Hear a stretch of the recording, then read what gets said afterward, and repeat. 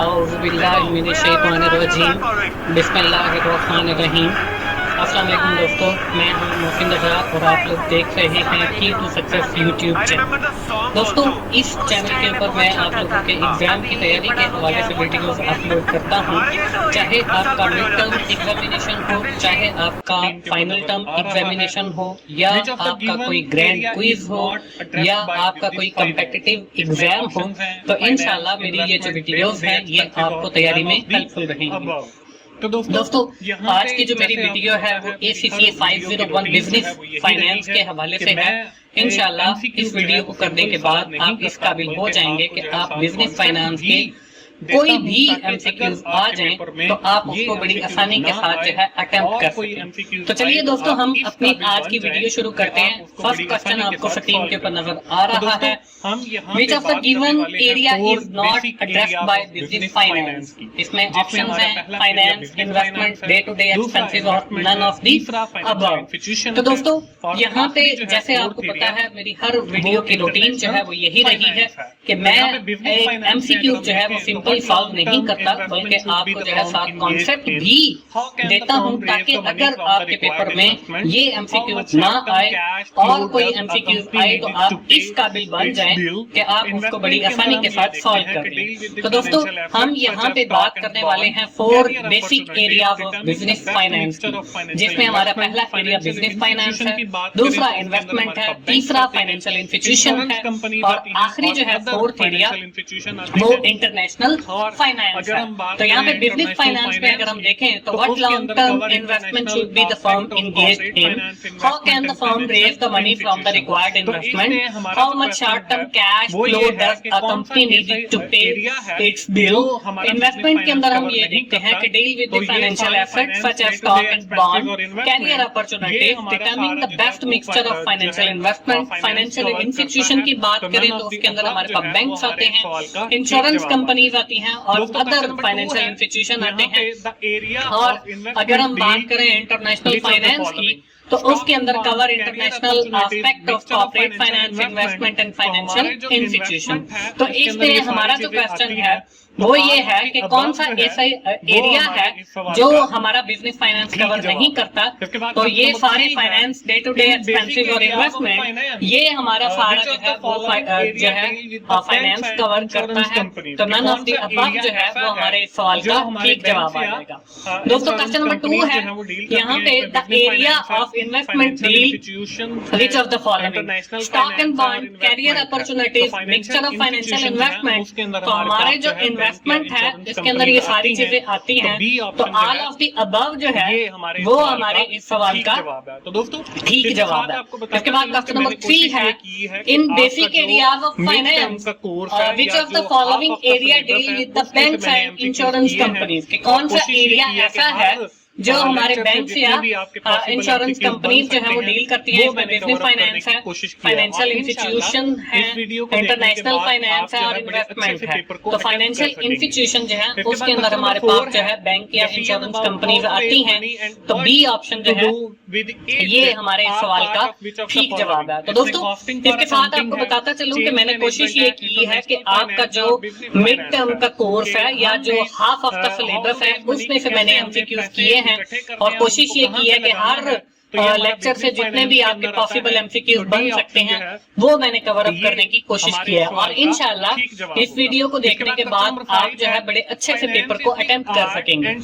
इसके बाद question number 4 है, decision about how to raise money and what to do with it are part of which of the following। इसमें costing for accounting है, change management है, international finance है और business finance है। कि हमने how to raise money कि कैसे हमने पैसे इकट्ठे करने हैं और उनको कहाँ पे लगाना है, तो ये हमारा बिजनेस फाइनेंस के अंदर आता है। तो डी ऑप्शन जो है ये हमारे इस सवाल का ठीक जवाब होगा। इसके बाद क्वेश्चन नंबर 5 है, finance is the art and life of handling filling the blank. इसमें मनी है, इसमें पीपल है, इसमें अथॉरिटी है और नन ऑफ द अबव है। तो फाइनेंस की जब हम बात करते हैं तो we are dealing basically the currency of money. तो ए ऑप्शन जो है वो हमारे इस सवाल का ठीक जवाब होगा। इसके बाद नेक्स्ट क्वेश्चन है, देखिए क्वेश्चन नंबर 6 से जो है हमारा जो लेक्चर है वो भी चेंज हो रहा है। तो यहाँ पे head of treasury department reported to whom, financial and cost accountant, cash and credit manager, board of director या चीफ फाइनेंस ऑफिसर। तो यहाँ पे देखिए दोस्तों हमारे पास फाइनेंशियल मैनेजर होते हैं that try to make smart investment decision, that are try to make smart financing decision. Manager जो है वो फाइनेंसिंग डिसीजन भी करते हैं और इन्वेस्टमेंट डिसीजन भी करते हैं। इसके बाद आपको एक ऑर्गेनाइजेशन हायरार्की चार्ट नजर आ रहा है, ये बेसिकली फाइनेंस डिपार्टमेंट का है, जिसमें सबसे पहले बोर्ड ऑफ डायरेक्टर है, फिर चेयरमैन या चीफ एग्जीक्यूटिव ऑफिसर है, फिर हमारा प्रेसिडेंट या चीफ ऑपरेटिंग ऑफिसर है, इसके बाद वाइस प्रेसिडेंट या चीफ फाइनेंस ऑफिसर है। इसके बाद हमारे पास दो डिपार्टमेंट है, जिसको एक ट्रेजरी बोलते हैं, दूसरे को हम कंट्रोलर बोलते हैं। जो कंट्रोलर है वो कॉस्ट अकाउंटिंग को या टैक्सेशन के जो मामला होते हैं उनको देखता है। जो ट्रेजरर होता है वो कैश को मैनेज करता है और क्रेडिट को मैनेज करता है। तो इसमें हमारा जो क्वेश्चन है वो ये पूछा गया कि ट्रेजरी डिपार्टमेंट जो है वो किसको रिपोर्ट करता है, तो वो बेसिकली चीफ फाइनेंशियल ऑफिसर या सीएफओ जिसे हम कहते हैं उसको रिपोर्ट करता है। तो डी ऑप्शन जो है ये हमारे इस सवाल का ठीक जवाब है। इसके बाद है फाइनेंशियल मैनेजमेंट डिसीजन। इसमें हम क्या करते हैं, इसमें हम अपने जो कंपनी के अंदर हमने इन्वेस्टमेंट कर रहे हैं उसके बारे में डिसीजन करते हैं। इसमें हमारी कैपिटल बजटिंग है, जिसमें current assets and current liabilities आते हैं। कैपिटल स्ट्रक्चर है कि हमारा कितने परसेंट जो है वो इक्विटी होगा, कितने परसेंट डेट यानी हम कर्ज लेंगे। तो इसमें जो नॉर्मल परसेंटेज है वो आपको स्क्रीन के ऊपर नजर आ रही है। 70% हम नॉर्मली डेट लेते हैं, कर्ज लेते हैं किसी बैंक या फाइनेंशियल इंस्टीट्यूशन से, और 30% जो है हम इक्विटी का शामिल करते हैं। इसके बाद वर्किंग कैपिटल है। वर्किंग कैपिटल में क्या होता है कि हम करंट एसेट्स में से करंट लायबिलिटीज को माइनस करते हैं तो हमारे पास वर्किंग कैपिटल आता है। अब आगे बढ़ते हैं अपने क्वेश्चन नेक्स्ट की तरफ। तो यहाँ पे है the value of net working capital will be greater than the zero, कि हमारी जो वर्किंग कैपिटल जो है अगर ग्रेटर होगा तो जीरो जो है the value of net working capital will be greater, कि वर्किंग कैपिटल की जो वैल्यू है वो ग्रेटर होगी देन जीरो। जीरो से ज्यादा कब होगी? Current asset greater than current liabilities, current assets less than current liabilities, current assets is equal to current liabilities और नन ऑफ द अबव। तो यहाँ पे हमारे जो करंट एसेट्स सॉरी जो हमारा नेट वर्किंग कैपिटल है वो जीरो से ज्यादा उस वक्त होगा जब हमारे करंट एसेट्स जो है वो ज्यादा होंगे करंट लायबिलिटीज से। इट मींस कि ए ऑप्शन यानी current asset greater than current liabilities, तो ये हमारे सवाल का ठीक जवाब है। इसके बाद नेक्स्ट क्वेश्चन है the mixture of debt and equity maintain by the firm is called working capital, capital structure, capital budgeting और नन ऑफ द अबव। जब हम इक्विटी या डेट को मेंटेन करते हैं किसी भी फर्म के लिए तो उसको हम कैपिटल स्ट्रक्चर बोलते हैं। तो बी ऑप्शन जो है ये हमारे सवाल का ठीक जवाब होगा। इसके बाद नेक्स्ट क्वेश्चन है which of the following equation best represent the net working capital. Net working capital जो है वो कौन सी इक्वेशन रिप्रेजेंट करती है? Current assets minus current liabilities, current liabilities minus current assets और current assets is equal to current liabilities और none of the above. तो इसमें जो ए ऑप्शन है current assets minus current liabilities, ये हमारे इस सवाल का ठीक जवाब है। इसके बाद नेक्स्ट क्वेश्चन है which of the following form of business organization is least regulated. इसमें सोल प्रोप्राइटरशिप है, इसमें पार्टनरशिप है, इसमें जॉइंट स्टॉक कंपनी है, इसमें नन ऑफ द अबव। तो दोस्तों ये चैप्टर जो है ये बहुत अहम है। तो यहाँ पे मैं आपको सोल प्रोप्राइटरशिप, पार्टनरशिप और जॉइंट स्टॉक कंपनी के एडवांटेजेस और डिसएडवांटेजेस बता देता हूँ, ताकि आपके पेपर में अगर कोई भी क्वेश्चन आता है तो आप आसानी के साथ कर लें। पहले हम देखते हैं सोल प्रोप्राइटरशिप। इसमें देखिए इजी टू स्टार्ट है, आसानी से शुरू हो सकती है, लीस्ट रेगुलेट है, इसमें कोई इतने ज्यादा रेगुलेशंस नहीं होते, सिंगल ऑनर जो है वो एंजॉय करता है सारे प्रॉफिट को, टैक्स जो है वो एक बार पे करना पड़ता है एज अ होल इनकम के ऊपर। इसका जो डिसएडवांटेज है अनलिमिटेड लाइबिलिटी होती है, और जो बिजनेस की लाइफ है वो लिमिटेड होती है, डिफिकल्ट टू सेल ऑनरशिप, हम जो है ऑनरशिप को सेल आउट नहीं कर सकते, अगर ऑनर जो है वो फौत हो गया है अल्लाह ना करे तो हमारा जो बिजनेस है वो भी खत्म हो जाता है। नहीं होती। इसके बाद इक्विटी कैपिटल लिमिटेड, हम जो है कैपिटल जो जराए हैं जहाँ से हम कैपिटल रेज कर सकते हैं वो भी हमारे पास लिमिटेड होती है। इसके बाद पार्टनरशिप है, आपकी जो ये भी वही है, इजी टू स्टार्ट, कभी भी हम इसको स्टार्ट कर सकते हैं, मोर कैपिटल अवेलेबल। इसका जो बड़ा फायदा अवेलेबल है जो कि फुल प्रोप्राइटरशिप का डिसएडवांटेज था कि हमारे पास कैपिटल के लिए जो है वो बैंक भी अवेलेबल है, लेकिन फुल प्रोप्राइटरशिप में इतनी ज्यादा ऑप्शंस नहीं होती। इसमें 2 और मोर ऑनर, 2 या 2 से ज्यादा मालिक होते हैं, और टैक्स जो है इसमें भी एक बार पे किया जाता है। इसके बाद हमारे पास इसके डिसएडवांटेजेस में वही अनलिमिटेड लाइबिलिटी है कि आपकी जो लाइबिलिटी है वो अनलिमिटेड है, लिमिटेड पार्टनर होते हैं के नंबर होते हैं, मतलब 2 से लेकर 7 तक पार्टनर हो सकते हैं, या डिपेंड करता है कि आपकी जो पार्टनरशिप है वो जनरल है या कोई और है, लिमिटेड पार्टनरशिप है, तो ये कंपनी पे डिपेंड करता है। इसके बाद डिफिकल्ट टू ट्रांसफर ऑनरशिप, इसमें बेसिकली आपके पास राइट्स होते हैं, और जो आपका फुल प्रोप्राइटरशिप के अंदर था कि आपकी ओनरशिप ट्रांसफर नहीं हो सकती, तो वो आप यहाँ पे पार्टनरशिप के अंदर कि अगर एक पार्टनर जो है वो ना करे, उसकी डेथ हो गई है, तो आपके जो उसके राइट्स हैं वो दूसरे ऑनर को ट्रांसफर किए जा सकते हैं, कारोबार जो है वो वैसे ही चलता रहेगा। इसके बाद कॉर्पोरेशन है या ज्वाइंट स्टॉक कंपनी है, इसमें एडवांटेजेस लीगल स्टार्ट है, लीगली ये स्टार्ट होती है, लिमिटेड लाइबिलिटी होती है, और कारोबार की जो लाइफ है वो अनलिमिटेड होती है, और इजियर टू रेज कैपिटल, आसानी के साथ जो हम कैपिटल रेज कर लेते हैं। इसके डिसएडवांटेज क्या है, डबल टैक्सेशन आ जाती है, separation of ownership and management के मैनेजमेंट अलग रहती है, और जो आपके ऑनर्स है वो अलग रहते हैं, ये इसका डिसएडवांटेज है। अब हमारा क्वेश्चन ये था कि कौन सी फॉर्म ऐसी है जो लीस्ट रेगुलेट है, तो वो हमारी जो है सोल प्रोप्राइटरशिप है, तो ये ऑप्शन जो है ये हमारे इस सवाल का ठीक जवाब था। इसके बाद नेक्स्ट क्वेश्चन है, which of the following form of business organization is created and distinct legal entity owned by one or more individual are entities, कि कौन सी ऐसी एंटिटी है जो लीगल एंटिटी होती है जिसको 2 या 2 से ज्यादा एंटिटीज या इंडिविजुअल ऑन करते हैं। इसमें फुल प्रोप्राइटरशिप है, पार्टनरशिप है, ज्वाइंट स्टॉक कंपनी है, नन ऑफ द अबव है। तो लीगल एंटिटी जो है वो हमारी ज्वाइंट स्टॉक कंपनी है, तो सी ऑप्शन जो है ये हमारे इस सवाल का ठीक जवाब होगा। इसके बाद क्वेश्चन नंबर 12 है, which of the following is disadvantage of sole proprietorship, easy to start, business income consider personal income, least regulate और limited source of capital raising. तो इसमें जो है वो हमारे पास limited source of capital raising है, ये हमारे पास जो है इसका नुकसान आ जाएगा, तो डी ऑप्शन जो है वो हमारे पास इसका ठीक जवाब। इसके बाद हमारे पास जो है next question, which of the following refer to the conflict of interest between the principal and agent. तो इसमें हमारे पास 2-3 इसमें अहम कॉन्सेप्ट हैं, जिसमें एजेंसी रिलेशनशिप है, एजेंसी प्रॉब्लम है, और एजेंसी कॉस्ट है। अब agency relationship, it's a relationship between the principal and agent. Principal जो है वो हम कारोबार के ऑनर को कहते हैं, और जो एजेंट है that represent the manager of the company, वो कंपनी का मैनेजर होता है। अब एजेंसी प्रॉब्लम क्या है, any conflict arises between the agent and principal, के कंपनी के ऑनर के दरमियान और मैनेजर के दरमियान अगर कोई कंफ्लिक्ट आया है तो उसको हम एजेंसी प्रॉब्लम कहेंगे, और उसको रिजॉल्व करने में अगर कोई कॉस्ट आई है तो वो हमारी एजेंसी कॉस्ट होगी। अब यहाँ पे हमारा क्वेश्चन जो है वो यही है कि conflict of interest between the principal and agent, तो this is known as the agency problem. तो बी ऑप्शन जो है ये हमारे सवाल का ठीक जवाब होगा।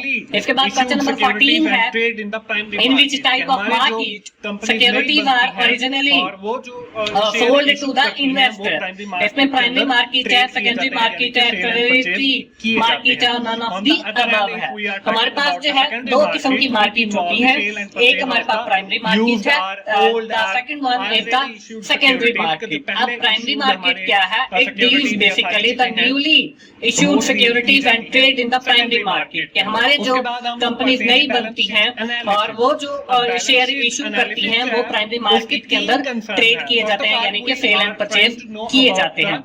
On the other hand, if we are talking about the secondary market, it involve the sale and purchase of the used are old are already issued securities, के जो पहले issued हमारे सिक्योरिटीज या सारी चीजें हैं वो ट्रेड की जाती हैं सेकेंडरी मार्केट के अंदर। उसके बाद हम लोग पढ़ते हैं जी बैलेंस शीट एनालिसिस। अब बैलेंस शीट एनालिसिस जो है उसके तीन कंसर्न है। First of all we are trying to know about the accounting liquidity. अब accounting liquidity and the debt versus equity और वैल्यू वर्सेस कॉस्ट, कि हमें पता चल सके कि हमारी लिक्विडिटी पोजीशन क्या है। Here the liquidity mean how much time required to convert your assets into the cash, कि कितना टाइम हमें लगता है अपने एसेट्स को कैश में कन्वर्ट करने के लिए। तो ये बेसिकली हमारी लिक्विडिटी है। डेट रिप्रेजेंट द और लोन दैट यू बारो फ्रॉम अ बैंक, और इक्विटी जो आप अपनी जेब से कारोबार के अंदर लगाते हो। तो ये बेसिकली डेट और इक्विटी आ गया। वैल्यू वर्सेस कॉस्ट के हमारे जो एसेट्स हैं उनकी वैल्यू कितनी है, और कॉस्ट वो कि हमने उसको कितने इसके बाद कीमत के ऊपर खरीदा है। तो जब भी हम बैलेंस शीट का एनालिसिस करेंगे तो ये तीन चीजें देखेंगे। अब यहाँ पे बात की जा रही है कि हम ओरिजिनली जो है वो अपनी सिक्योरिटीज को सेल आउट कर रहे हैं, तो वो हमारे पास प्राइमरी मार्केट आएगा कि ओरिजिनली यानी नई है और ओरिजिनल है, तो वो प्राइमरी मार्केट के अंदर सेल या परचेज होती है। तो ए ऑप्शन जो है ये हमारे इस सवाल का ठीक जवाब होगा। इसके बाद क्वेश्चन नंबर 15 है why an invest see the balance sheet. Why an investor आना था, बल्कि यहाँ पे देखा भी होगा कि इन्वेस्टर जो है वो बैलेंस शीट क्यों देखता है। अकाउंटिंग लिक्विडिटी के लिए, डेट वर्सेस इक्विटी के लिए, वैल्यू वर्सेस कॉस्ट के लिए, और ऑल ऑफ द अबव, तो सारी चीजों के लिए देखता है। तो डी ऑप्शन जो है ये हमारे सवाल का ठीक जवाब है।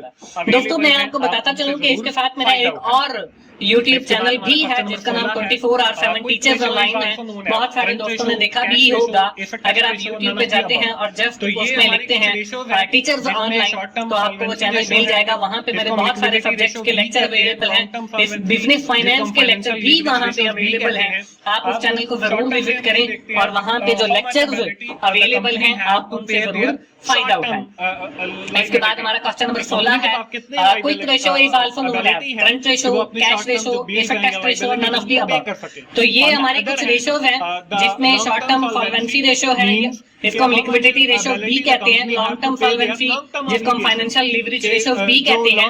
अब शॉर्ट टर्म में हम ये देखते हैं how much ability the company have to pay their short term liability, कि कंपनी के पास कितनी एबिलिटी है कि वो अपने शॉर्ट टर्म जो बिल्स हैं या लायबिलिटीज हैं उनको पे कर सके। On the other hand the long term solvency means कि how much ability the company have to pay their long term obligations, के जो लॉन्ग टर्म ऑब्लिगेशंस है उनकी पूरा करने के लिए कंपनी के पास कितनी एबिलिटी है। उसके बाद है एसेट्स मैनेजमेंट या turnover, intensity and efficiency the use of assets, कि आप कितने ज्यादा जो है इफेक्टिवली अपने एसेट्स का इस्तेमाल करें। Profitability, ability to control your expenses and income, कि इससे हमें पता चलता है कि हमारी इनकम कितनी है और हमारे एक्सपेंसेस कितने हैं। Market value ratio, gain beyond the financial statement, और हम जो है इसको भी कैलकुलेट करते हैं। अब यहाँ पे देखें करंट रेशियो का फॉर्मूला दिया गया है, current asset divided by current liability, quick ratio divide जो है वो current asset minus inventory divided by current liability, और कैश रेशियो जो है वो cash divided by current liability, और quick ratio is also known as the asset test ratio. अब यहाँ पे देखें हमें फार्मूला अब आपके पेपर में अगर कोई क्वेश्चन इस तरीके से भी आ जाता है कि आपको करंट एसेट्स दिए गए हैं, मतलब उनकी वैल्यू दी गई है 10 और डिवाइडेड बाय करंट लायबिलिटी भी 10 दी गई है, तो आपकी जो करंट रेशियो है वो 1 आ जाएगी। और इसी तरह क्विक रेशियो भी पूछी जा सकती है या कैश बताया जा सकता है। तो आपने इनकी कैलकुलेशन, इन फार्मूला अगर आपको पता होंगे तो आप वो जो आपके शॉर्ट क्वेश्चन या कोई और सब्जेक्टिव पेपर आता है तो आप उसको भी बड़ी आसानी से कर लेंगे। हमारा जो क्वेश्चन था वो ये था कि क्विक रेशियो का दूसरा नाम क्या है, तो वो हमारे पास एसेट टेस्ट रेशियो है। तो सी ऑप्शन जो है ये हमारे सवाल का ठीक जवाब है। इसके बाद क्वेश्चन नंबर 17 है which of the following set of ratios measure the firm intensity and efficiency of use of assets. इसमें फाइनेंशियल लीवरेज रेशियो है, टर्नओवर रेशियोज है, प्रॉफिटेबिलिटी रेशियो, लिक्विडिटी रेशियो है। तो यहाँ पे हमारी टर्नओवर रेशियो आएगी। तो डी ऑप्शन जो है ये हमारे सवाल का ठीक जवाब होगा। इसके बाद क्वेश्चन नंबर 18 है which of the following equation is known as cash flow from the creditor. अब यहाँ पे देखिए हमारे पास तीन चीजें होती हैं कैश फ्लो फ्रॉम एसेट्स के अंदर इसके थ्री कंपोनेंट है operating cash flow, capital spending और change in net working capital. अब ऑपरेटिंग कैश फ्लो क्या होता है? This refers to the cash flow that resided from the firm's day to day activity producing and selling. कि firm जो है जो चीजें पैदा कर रही है उनको फरोख्त करने से या उनको प्रोड्यूस करने से जितनी भी चीजें आती हैं वो ऑपरेटिंग कैश जो कैश आता है वो हमारा ऑपरेटिंग कैश फ्लो है। इसके बाद है capital spending. Capital spending refers to the net spending on fixed assets कि हमने कितनी अमाउंट से जो है अपने एसेट्स को परचेज किया, that is basically the capital spending. और लास्ट जो कांसेप्ट है वो है change in the net working capital कि आपका जो नेट वर्किंग कैपिटल है आज की इसी वीडियो के अंदर हम नेट वर्किंग कैपिटल के बारे में भी पढ़ेंगे। That represent the current assets minus current liability. तो हमारा जो नेट वर्किंग कैपिटल है इसके अंदर क्या चेंज आया है? तो ये basically change in net working capital है। अब यहाँ पे हमें जो पूछा गया है वो ये पूछा गया है कि हमारे जो कैश फ्रॉम क्रेडिटर है वो क्या है? तो उसके बाद वो है interest paid minus net borrowing. तो वो इसका फार्मूला यहाँ पे नहीं दिया गया, आई थिंक कोई मिस्टेकनली हो गया होगा। तो आगे अगर कोई स्लाइड आती है तो वहाँ पे मैं आपको समझा दूंगा। ए ऑप्शन जो है वो इसका ठीक जवाब होगा। इसके बाद आगे हमारा क्वेश्चन नंबर 19 है fill in the blank refers to the net spending on fixed asset. तो नेट वर्किंग कैपिटल है, change in net working capital है, कैपिटल स्पेंडिंग है और ऑपरेटिंग कैश फ्लो है। तो capital spending is basically refers to the net spending on fixed asset. तो C option जो है ये हमारे सवाल का ठीक जवाब है। इसके बाद क्वेश्चन नंबर 20 है operating cash flow 50,000, net working capital spending 10,000, change in the net working capital 15,000, cash flow हमने कैलकुलेट करना है फ्रॉम द अबव इंफॉर्मेशन। इसमें जो है उसको हम कैसे कैलकुलेट करेंगे? तो कैश फ्लो फ्रॉम एसेट्स जो है वो operating cash flow minus net working capital spending और minus change in net working capital. और अगर हमने यही कैश फ्लो कैलकुलेट करना हो क्रेडिटर्स का तो यहाँ पे देखें वो फॉर्मूला भी आ गया, interest paid minus net borrowing. तो ये उसके बाद हमने कैश फ्लो फिर कैलकुलेट करना है स्टॉक होल्डर का, तो dividend paid minus net new equity raised. तो यहाँ पे हमने कैलकुलेट करना है कैश फ्लो फ्रॉम एसेट्स, तो वहाँ जाएगा ऑपरेटिंग कैश फ्लो यानी कि हमारा 50,000 माइनस नेट वर्किंग कैपिटल यानी कि 10,000, तो 40,000 बच गया और minus change in net working capital 15,000। 40 में से जब हम 15 माइनस करेंगे तो बाकी हमारे पास जो है वो 25 बचेगा। तो डी ऑप्शन जो है ये हमारे सवाल का ठीक जवाब होगा। दोस्तों ये जो कैलकुलेशन है सारी चीजें हैं ये आप इनको अच्छे तरीके से करें ताकि आप अच्छे तरीके से जो है वो पेपर को अटेम्प्ट कर सकें। इसके बाद जो क्वेश्चन है वो है all of the following are tax admissible item except के टैक्स एडमिसिबल आइटम है जिन पे टैक्स लगता है, लेकिन एक आइटम ऐसा है जिस पे टैक्स नहीं लगता। इसमें इंटरेस्ट है, डिविडेंड है, सैलरीज पे है, जो एम्प्लॉयज को सैलरीज देते हैं उस पे टैक्स लगता है, जो हम शेयर होल्डर को मुनाफे में से कुछ इनकम देते हैं उन पे भी टैक्स लगता है, इंटरेस्ट पे भी टैक्स लगता है। तो डेप्रिसिएशन जो है बेसिकली एक ऐसा आइटम है that is admissible item from the taxation यानी कि इसके ऊपर टैक्स नहीं लगता। तो बी ऑप्शन जो है ये हमारे इस सवाल का ठीक जवाब होगा। इसके बाद क्वेश्चन नंबर 22 है cash flow from assets can be calculated by the using following expression. इसमें interest paid minus dividend paid plus new borrowing. इसके बाद operating cash flow minus net working capital spending और minus change in net working capital, that is the exact formula for calculating the cash flow from the operating assets. तो ये B option जो है ये हमारे सवाल का ठीक जवाब होगा। इसके बाद क्वेश्चन नंबर 23 है interest paid less net borrowing is calculated cash in net working capital, cash flow from the stock holder, cash flow from the creditor and cash flow from the assets. तो ये जो हमें formula दिया गया है ये basically cash flow from the creditors का दिया गया। तो सी ऑप्शन जो है ये हमारे सवाल का ठीक जवाब है। इसके बाद क्वेश्चन नंबर 24 है which of the following statement shows the financial position of the company. इसमें बैलेंस शीट है, इसमें चेंज इन इक्विटी स्टेटमेंट है, कैश फ्लो स्टेटमेंट है और हमारी प्रॉफिट एंड लॉस अकाउंट है। अब यहाँ पे हमारी कुछ जो है वो स्टेटमेंट है यहाँ पे, बल्कि इसका जो आंसर है वो भी गलत लगाया गया है। कुछ हमारी जो फाइनेंशियल स्टेटमेंट है वो 4 किस्म की है। इसमें बैलेंस शीट है, इनकम स्टेटमेंट है, कैश फ्लो स्टेटमेंट है, चेंज इन इक्विटी है। अब बैलेंस शीट जो है ये हमारी फाइनेंशियल पोजीशन को शो करती है, इनकम स्टेटमेंट हमारी प्रॉफिटेबिलिटी को शो करती है, कैश फ्लो स्टेटमेंट हमारे पास कैश इनफ्लो एंड आउटफ्लो को शो करती है कि कितना कैश आया, कितना हमने खर्च किया, और ऑनर्स इक्विटी स्टेटमेंट जो है वो हमारी चेंज इन इक्विटी को शो करती है। इसके बाद अब हमारा जो क्वेश्चन है उसके अंदर फाइनेंशियल पोजीशन का पूछा गया, तो इसका जो करेक्ट आंसर होगा वो बी होगा, यानी कि ए ऑप्शन। यहाँ पे डी ऑप्शन लगाया गया, तो आपने इसको भी ठीक करना है। इसके बाद नेक्स्ट जो है वो है विच ऑफ दी, बल्कि ये वही क्वेश्चन है। नेक्स्ट जो है हमारे पास है which of the following refers to the cash flow that result from the firm's day to day activities of the producing and selling. इसमें फाइनेंसिंग कैश फ्लो है, ऑपरेटिंग कैश फ्लो है, investing cash flow है और all of the above है। तो हमारी जो day to day operation activities से कैश आता है इसको हम ऑपरेटिंग कैश फ्लो कहेंगे। तो बी ऑप्शन जो है वो हमारे सवाल का ठीक जवाब है। इसी तरह अगर हम इन्वेस्टिंग की बात करें तो वही आर परचेजिंग दी एसेट्स, कि अगर हम किसी एसेट्स को अक्वायर करते हैं तो वो हमारा जो है cash flow from investing activities आएगा। मतलब हमने कोई एसेट जो है वो सेल आउट किया है तो वो हमारा कैश फ्लो भी बन सकता है। इस पे मेरी बहनों के लिए बहुत अच्छे ब्रांड्स और ब्यूटी के हवाले से टिप्स दिए गए हैं। इसमें बुटीक के हवाले से टेलरिंग, आपका स्टिचिंग और न्यू स्टाइल्स के हवाले से वीडियोस दी गई हैं, कुकिंग के हवाले से वीडियोस दी गई हैं और बहुत सारा स्टफ अवेलेबल है। तो आप इस चैनल को जरूर विजिट करें, ना सिर्फ विजिट करें बल्कि सब्सक्राइब भी करें। तो चलिए दोस्तों हम आगे बढ़ते हैं क्वेश्चन नंबर 26 की जानिब। All the following are the heads of cash flow statement. हमारे कैश फ्लो स्टेटमेंट के हेड हैं, एक चीज को छोड़ के इसमें cash flow from operating activities, cash flow from investing activities, cash flow from financing और कैश फ्लो फ्रॉम एसेट्स। तो हमारी कैश फ्लो स्टेटमेंट के अंदर जो है वो कैश फ्लो फ्रॉम एसेट्स नहीं आता, बल्कि 3 किस्म की ही एक्टिविटीज होती हैं, ऑपरेटिंग, इन्वेस्टिंग एंड फाइनेंसिंग। तो डी ऑप्शन जो है ये हमारे इस सवाल का ठीक जवाब होगा। इसके बाद क्वेश्चन नंबर 27 है which of the following is the focus of profitability ratio. अब ये रेशियो से है, रेशियो के हमारी बुक के अंदर 3-4 चैप्टर्स दिए गए हैं, बल्कि 5 चैप्टर दिए गए हैं, 8, 9, 10, 11, 12।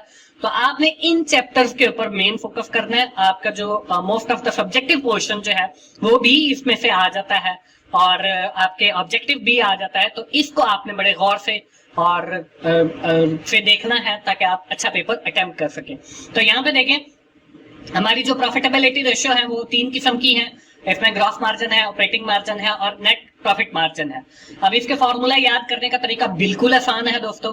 अगर ग्रॉस प्रॉफिट मार्जिन की बात की जा रही है तो ऊपर ग्रॉस प्रॉफिट नीचे सेल। अगर ऑपरेटिंग प्रॉफिट मार्जिन की बात की जा रही है तो ऊपर ऑपरेटिंग प्रॉफिट नीचे सेल या रेवेन्यू। नेट प्रॉफिट मार्जिन की बात की जा रही है तो ऊपर नेट प्रॉफिट या सेल। तो ये बिल्कुल आसान है फॉर्मूले। इसके बाद अगर हम बात करें फाइनेंशियल लिवरेज की तो इसमें टोटल डेट रेशियो है, total date divided by total asset. Interest coverage ratio की बात करें तो EBIT, earning before interest and tax divided by interest. Cash coverage ratio जो है EBIT plus depreciation divided by interest. तो यहाँ पे देखें प्रॉफिटेबिलिटी का जो मेन फोकस होता है वो नेट इनकम को कैलकुलेट करना होता है कि कितनी हमारी परसेंटेज आई है in terms of gross profit, in terms of operating margin profit और in terms of net profit. तो ये नेट इनकम के लिए करते हैं। तो ए ऑप्शन जो है ये हमारे सवाल का ठीक जवाब होगा। इसके बाद दोस्तों हमारे पास क्वेश्चन नंबर 28 है which of the following ratios is used to measure the financial leverage of the company. इसमें प्रॉफिट मार्जिन है, डिविडेंड पे आउट रेशियो है, टोटल डेट रेशियो है और ऑल ऑफ द अबव है। तो total debt ratio is basically the financial leverage ratio. तो हमारे पास C option जो है ये हमारे सवाल का ठीक जवाब होगा। इसके बाद क्वेश्चन नंबर 29 है the income statement of the company show earning before interest and tax of RF 5000 and interest is 4000. What would be the cash coverage ratio if depreciation is 3000. अब यहाँ पे देखिए कैश कवरेज रेशियो का जो formula है वह cash coverage ratio is equal to EBIT और plus depreciation और डिवाइडेड बाय इंटरेस्ट। अब EBIT हमारे पास 5000 है, डेप्रिसिएशन 3000 है, तो 8000 बन गया।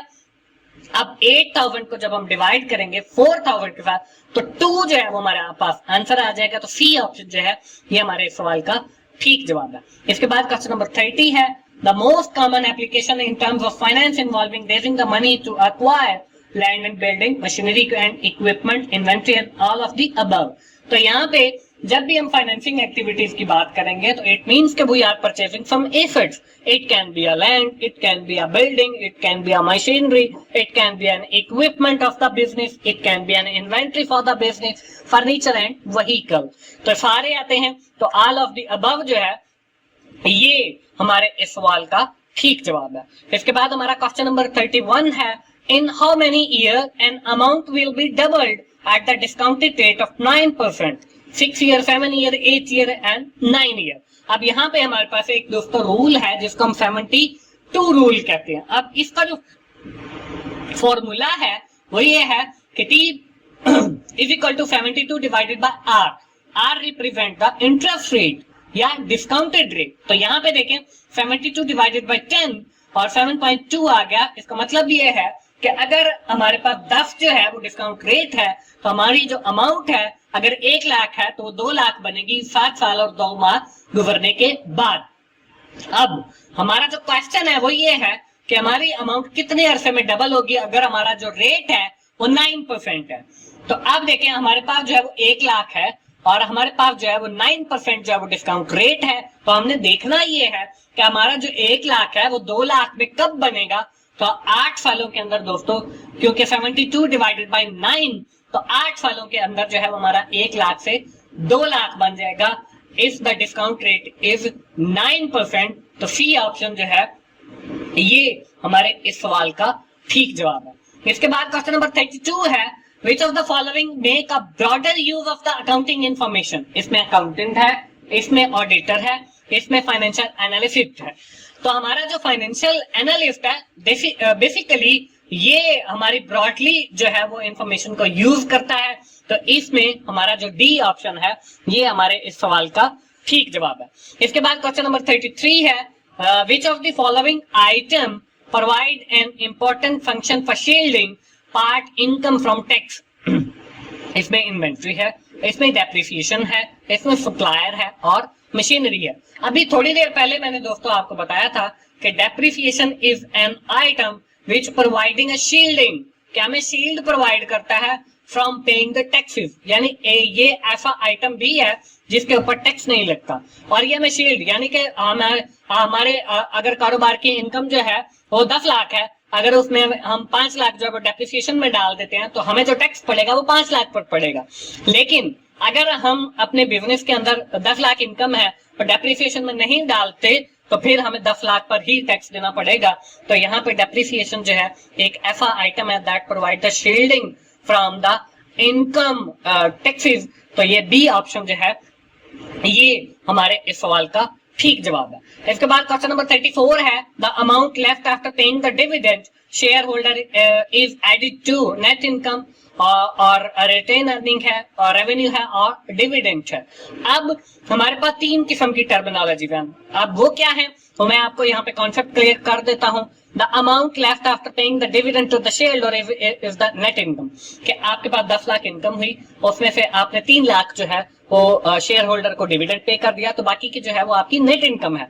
इसके बाद सेकंड कॉन्सेप्ट है, the amount invested in the business after paying the dividend is known as the retained earning. अब आपकी 10 लाख जो है वो इनकम थी, उसमें से 3 लाख आपने डिविडेंड पे कर दिया and the remaining 7,000 again invested into the business, that is known as the retained earning, कि ये आपने दोबारा अर्निंग के लिए उसको रिटेन कर लिया, बिजनेस के अंदर डाल दिया। इसके बाद लास्ट जो कॉन्सेप्ट है, that is the amount paid to the share holder from the net income is known as the dividend, कि हम जो अपनी नेट इनकम में से अमाउंट पे करते हैं टू द शेयर होल्डर, इसको हम डिविडेंड कहते हैं। अब दोस्तों यहाँ पे हमारा जो क्वेश्चन है वो ये है कि the amount left after paying the dividend, कि हमने डिविडेंड पे कर दिया और बाकी जो हमारी अमाउंट बच जाएगी इसको हम नेट इनकम कहेंगे। तो ए ऑप्शन जो है ये हमारे इस सवाल का ठीक जवाब है। इसके बाद क्वेश्चन नंबर 35 है, to determine the value of bond at the particular point of time we need to the face value, time period and compound coupon rate all of the above. तो अब यहाँ पे कुछ बॉन्ड का concept आ गया, इसमें भी थोड़ी सी कैलकुलेशन है, इसको हम थोड़ा डिटेल में पढ़ लेते हैं। Bond an evidence of debt, ये एक सबूत होता है डेट का कि आपने कर्ज लिया हुआ है, इश्यूड बाय द कॉर्पोरेशन और गवर्नमेंट बॉडी, और ये जो है कोई कॉर्पोरेशन या कोई गवर्नमेंट बॉडी जो है उसको इशू करती है। A piece of paper that represent the debt in a company is known as the bond. ये इसको हम पीस ऑफ पेपर भी कह सकते हैं, दैट रिप्रेजेंट द डेट। यहाँ पे DEB लिखा हुआ है, आगे T भी आना है, और ये डेट को रिप्रेजेंट करता है। कूपन पेमेंट है, make regular coupon payment every period until the bond mature is known as the coupon payment, कि आपको कुछ पेमेंट्स दी जाती हैं जब तक आपका वो बॉन्ड जो है वो मैच्योर नहीं हो जाता, इसको कूपन पेमेंट कहते हैं। अब यहाँ पे एक एग्जांपल भी हमें दिखाई गई है। अब उसके अंदर क्या है हमारे पास 8% इंटरेस्ट रेट है, उसकी जो फेस वैल्यू है 1000 है, 10 साल के लिए हमें पे करना है और हमने इसका कूपन पेमेंट निकालना है। तो हम क्या करेंगे, 1000 यानी face value multiply bye interest rate 0.08, तो वो 80 जो है वो हमें यानी कि कूपन मिल रहा है 80 का और हर साल मिलता रहेगा। इसके बाद जब हम बॉन्ड की वैल्यू को कैलकुलेट करते हैं तो हमें नंबर ऑफ पीरियड्स भी रिक्वायर्ड है, फेस वैल्यू भी, कूपन रेट भी और इंटरेस्ट रेट भी। तो ऑल ऑफ द अबव जो है वो हमारे इस सवाल का ठीक जवाब होगा। इसके बाद हमारा जो है क्वेश्चन नंबर 36 है, fill in the blank represent the debt, bond, stock, both and B, none of the above. तो जो बॉन्ड है दैट रिप्रेजेंट द डेट, तो ए ऑप्शन जो है ये हमारे इस सवाल का ठीक जवाब है। इसके बाद क्वेश्चन नंबर 37 है, a company issue bond with RF 1 face value, what is the coupon payment if the coupon rate is 8%। अब ये वही बात आ गई है जी, अभी जो थोड़ी देर मैंने आपको पहले, तो 1 मल्टीप्लाई बाय 8% तो वो 80 बनेगा। तो सी ऑप्शन जो है ये हमारे इस सवाल का बिल्कुल ठीक जवाब है। इसके बाद क्वेश्चन नंबर 38 है, which of the following feature a bond have, कि कौन सा फीचर ऐसा है जो बॉन्ड के अंदर होता है, face value, time period, interest rate और ऑल ऑफ द अबव। तो यहाँ पे देखें, जब हम बॉन्ड की बात करते हैं तो बॉन्ड वैल्यूएशन की, तो इसमें bond price and market interest rate move from the opposite direction, कि जो बॉन्ड की प्राइस है और जो आपका इंटरेस्ट रेट है ये अपोजिट डायरेक्शन के अंदर मूव करता है। अगर हम बॉन्ड की वैल्यू की बात करते हैं तो उसके लिए हमें फेस वैल्यू भी चाहिए, उसके लिए हमें सी यानी कूपन बी चाहिए, टी यानी टाइम पीरियड भी चाहिए और यील्ड पर पीरियड भी चाहिए। तो ऑल ऑफ द अबव जो है वो हमारे इस सवाल का ठीक जवाब होगा। इसके बाद क्वेश्चन नंबर 39 है, वो क्या है, वो ये है कि the bond price and the market interest rate are move in the following direction. तो ये हमारे पास सेम है, वो हमारे पास अपोजिट है, बोथ ए एंड बी है और नन ऑफ द अबव है। और इसमें हमारा जो है हमने पढ़ा है कि हमारा जो बॉन्ड प्राइस है वो और हमारी जो इंटरेस्ट रेट है ये अपोजिट डायरेक्शन के अंदर मूव करती हैं। तो ये हमारा बी ऑप्शन जो है ये हमारे इस सवाल का ठीक जवाब आ जाएगा। इसके बाद क्वेश्चन नंबर 40 है, अब यहाँ पे देखें हमें बॉन्ड की एक इक्वेशन दी गई है और पूछा गया है, a bond have 1000 face value and offering 12% interest rate and 20 year है मेच्योरिटी के लिए, calculate the present value of the bond. उसका जो फॉर्मूला है आपको स्क्रीन के ऊपर नजर आ रहा है, face value multiply by 1 divided by 1 plus I और raise to the power n।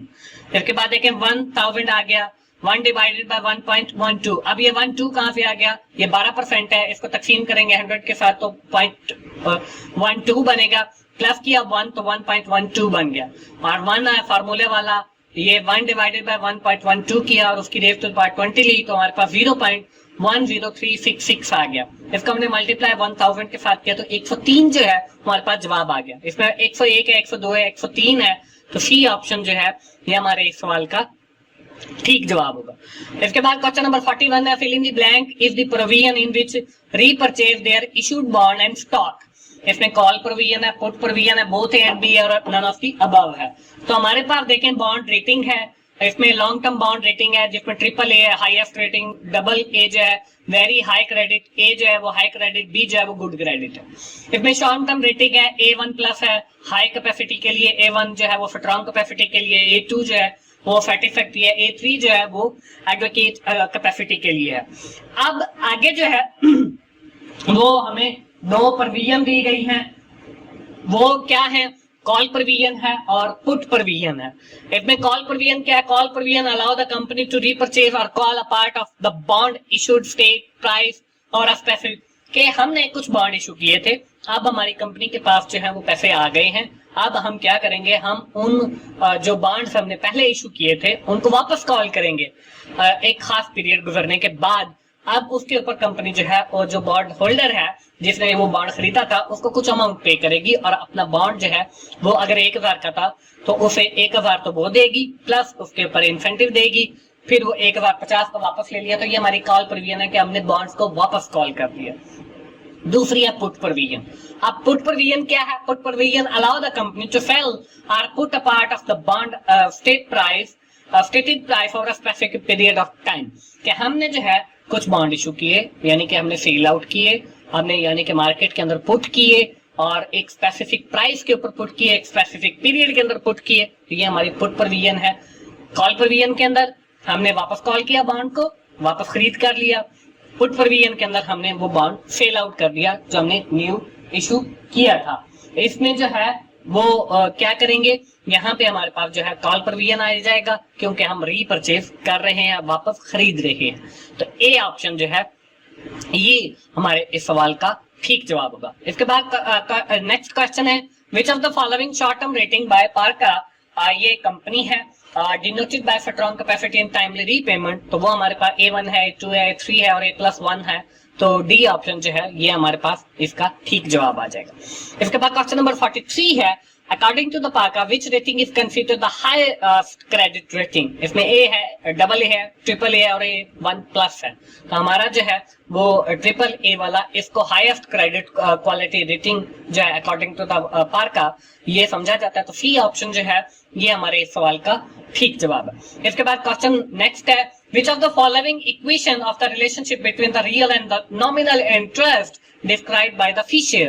अब Fisher जो है उसके बारे में हम पहले तो हम कुछ बॉन्ड्स की टाइप को पढ़ेंगे जिसमें गवर्नमेंट बॉन्ड है that is issued by the government. इसके बाद जीरो कूपन बॉन्ड है, जीरो जो है आपको पता चल रहा है कि हमें जो है इस बॉन्ड के ऊपर कोई जो है वो कूपन नहीं मिलेगा बल्कि जीरो आएगा।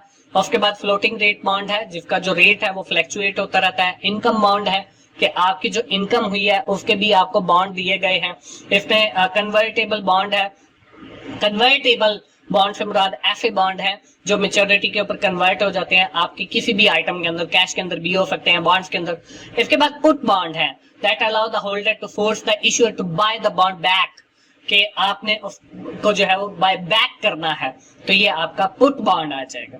इसके बाद आपके पास दो किस्म के इंटरेस्ट रेट होते हैं, एक रियल इंटरेस्ट रेट है और एक नॉमिनल इंटरेस्ट रेट है।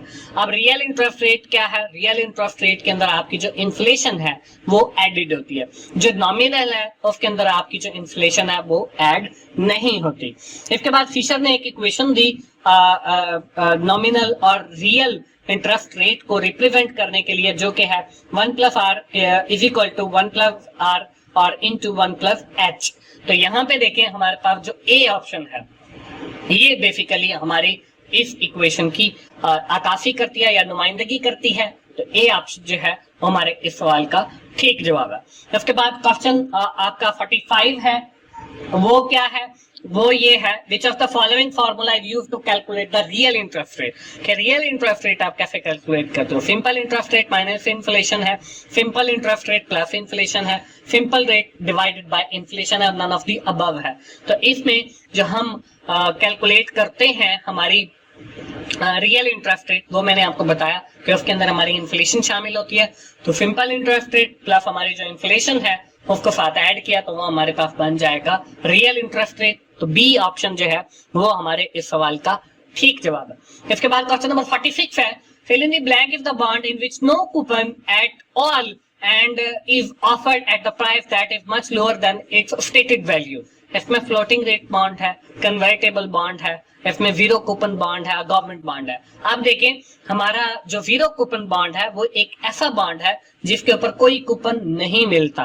तो हमारा जो सी ऑप्शन है ये इस सवाल का जवाब है। तो दोस्तों ये जो आखिरी चैप्टर है 1-2 मतलब 19 से लेके और 22 तक, इनको भी आपने बड़े गौर से करना है क्योंकि इसमें से आपका अक्सर आपका ऑब्जेक्टिव भी आते हैं और सब्जेक्टिव भी आ जाता है। इसके बाद हमारा क्वेश्चन नंबर 47 है the relationship between the real interest rate and the nominal return is described by the MM यानी कि Modigliani Miller proposition, capital asset pricing model, BCG matrix और फिशर इफेक्ट। तो ये फिशर इफेक्ट ने जो है ये बेसिकली रिलेशनशिप डिफाइन किया the real interest rate and the आपका नॉमिनल इंटरेस्ट रेट। तो डी ऑप्शन जो है ये हमारे इस सवाल का ठीक जवाब होगा। इसके बाद क्वेश्चन नंबर 48 है which of the following is the determinant of the structure of interest rate। Real interest rate है, एक्सपेक्टेड इन्फ्लेशन है और इंटरेस्ट रेट रिस्क है। तो ये सारे जो है बेसिकली हमारे डिटर्मिनेंट है टर्म स्ट्रक्चर के। इसके बाद हमें कुछ और चीजें दी गई हैं, treasury note and bond have 3 feature इसमें डिफॉल्ट फ्री है, टैक्सेबल है और हाई लिक्विडिटी है। कॉमन स्टॉक जो है इसके लिए लाइफ ऑफ इन्वेस्टमेंट लिमिटेड है। Coupon rate is difficult to determine है। अननोन फ्यूचर कैश फ्लो है। तो ये सारे फीचर इसके अंदर आते हैं हमारे डिटरमिन ऑफ टर्म स्ट्रक्चर के अंदर। तो डी ऑप्शन जो है ये हमारे इस सवाल का ठीक जवाब होगा। इसके बाद हम दोस्तों हमारे पास सेकंड लास्ट क्वेश्चन है, which of the following difficulties is or face the value of common stock. इसमें लाइफ ऑफ इन्वेस्टमेंट है, coupon rate is difficult to determine है, coupon rate is difficult to determine है और all of the above है। तो यहाँ पे all of the above हमारे इस सवाल का ठीक जवाब है। इसके बाद दोस्तों हमारे पास आखिरी क्वेश्चन है जो कि है which of the following feature treasury notes and bond have default free, taxable और हाई लिक्विडिटी और ऑल ऑफ द अबव है। तो इसका भी ऑल ऑफ द अबव जो है वो आंसर आएगा। तो ये हमारे आखिरी क्वेश्चन था और इसका जवाब जो है वो डी है, ऑल ऑफ द अबव। तो दोस्तों इसके साथ हमारी जो आज की वीडियो है वो अख्ताम को पहुंचती है। मुझे उम्मीद है कि आपको काफी सारे कॉन्सेप्ट सीखने का मौका मिला होगा और इंशाल्लाह आपका पेपर भी जो है बहुत अच्छा जाएगा। दोस्तों आखिर में मैं यही कहूंगा कि अगर आपको मेरी वीडियो अच्छी लग रही है तो आप मेरे सारे चैनल्स को सब्सक्राइब करें, ना सिर्फ मेरे चैनल्स को बल्कि मेरे वाइफ वाला जो होम स्टफ मैंने आपको रिक्वेस्ट किया उसको भी जरूर सब्सक्राइब करें। दोस्तों मिलते हैं अगली किसी वीडियो के साथ और इंशाल्लाह उससे भी आपको सीखने का मौका मिलेगा। मोहसिन भाई को इजाजत दीजिए। थैंक यू वेरी मच दोस्तों, अल्लाह हाफिज। हर साल बड़े हो जाते हैं।